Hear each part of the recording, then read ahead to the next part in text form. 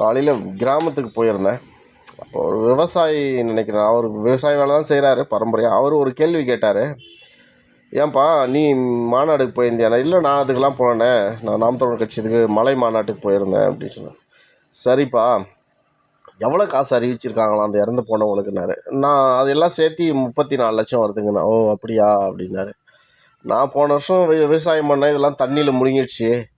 எனக்கு ஏக்கராக்கு 5,000 சொல்லி 25,000 தான் கொடுத்தாங்க. அது இதுன்னு செலவுகளெல்லாம் அவங்க இவங்க வாங்க போய் ஒரு 18,000 20,000 கையில் கிடச்சிச்சு அப்படின்னாரு. அதுக்கப்புறம் கொஞ்ச நேரம் இருந்து சொன்னார், இந்த காட்டிலேருந்து எதனா யானைக்கான வந்து என்னை மெரிச்சிட்டு போயிட்டா ஒரு ஃபாரஸ்ட்டு ஒரு 2 லட்சம் கொடுப்பாங்க. அதே மாதிரி இந்த விவசாயத்தை நான் விளைய வைக்கிறேன், அந்த நடிகனுக்கும் சேர்த்து தான் நான் அரிசி பருப்பு உருவாக்குறேன். இதுக்கு நிறையான நிரந்தரமானது இல்லை, எல்லாம் கூலி போக வைக்கிப்போ ஒரு பில்லு தான் எனக்கு மிச்சம் ஆகும். பில்லு இருக்கு இல்லையா, அந்த பில்லு தான் மிச்சம் ஆகும்னு பேசினார்.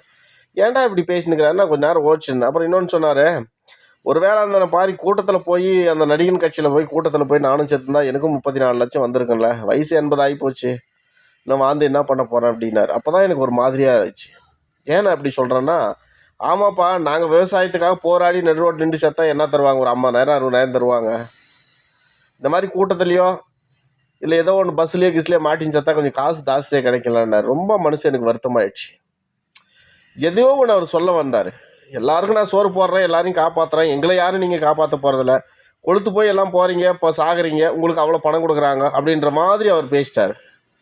அதுக்கப்புறம் வந்துட்டேன் நான். என்ன ஒன்றும் புரியல எனக்கு. அவர் சிம்பிளாக ஒரு விஷயத்த சொல்லி என்னை அனுப்பிச்சிட்டார். உண்மை அதுதானேங்க.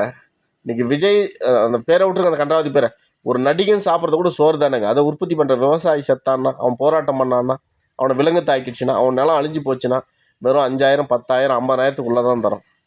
ஆனால் நம்ம போய் எங்கேயாவது விபத்தில் போய் மாட்டிக்கணும்னா அது தப்பு தான். ஒரு நடிகை முகத்தை பார்க்குறதுக்காக போய் விபத்தில் மாட்டிங்கன்னா 34 லட்சம் தராங்க. தர வேணான்னு சொல்ல நான். இவங்களும் பாருங்கள், இவங்களும் உயிர் தான். நம்ம உயிர் வாழ்கிறதுக்கு இன்னும் இருக்கின்ற அத்தனை கோடி பேர் உயிர் வாழ்கிறதுக்கு காரணம் விவசாயி. சிந்திப்போம், செயல்படுவோம்.